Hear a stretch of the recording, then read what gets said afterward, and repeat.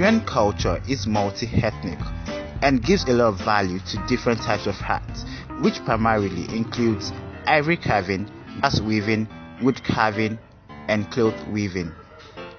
Among all these forms of hats, Adire, which is common among the people of Egbaland in Ogun State, cotton weaving, pottery, and Adire are all traditional crafts of the Abeokuta people. Adire, which means tie and dye, is a resist-dyed cloth produced and worn by the Yoruba people of southwestern Nigeria in West Africa.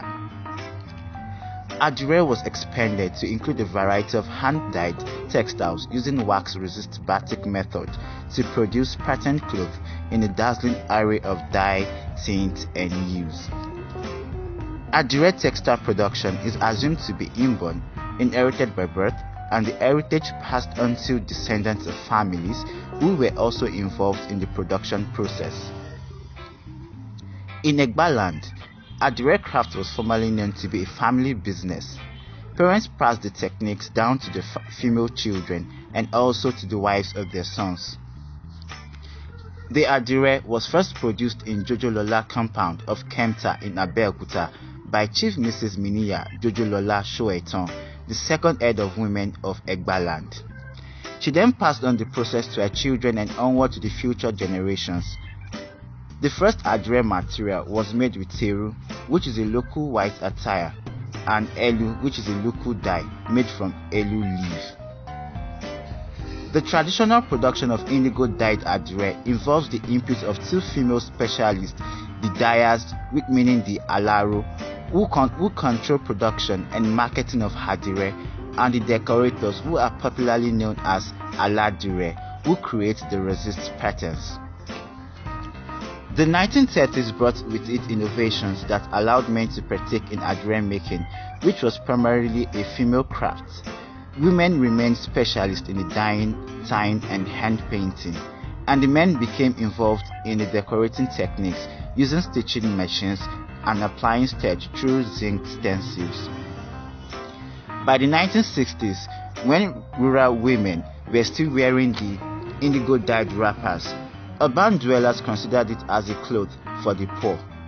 However, the 1960s marked a new period of innovation in handcrafted cloth production in Yorubaland, with the growing availability of chemical dyes from Europe caused a revolution in color and techniques.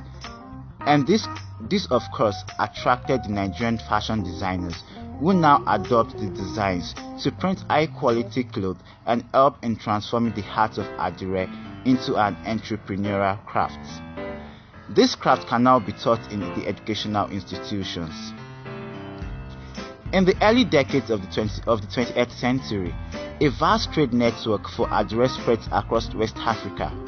Adire wrappers were sold as far away as Ghana, Senegal, and the Republic of Congo. At the height of Adire production in the 1920s, Senegalese merchants came to Abeokuta to buy as many as 2,000 wrappers in one day from the female traders. Adire can now be used to suit many purposes. It can be used for clothing, bedspreads, and decorations. In the 21st century, the new colorful Adire continued to meet fashion challenges and to be an alternative to machine print fabrics. The new Adire appeals to the fashion conscious in the urban areas to the world at large.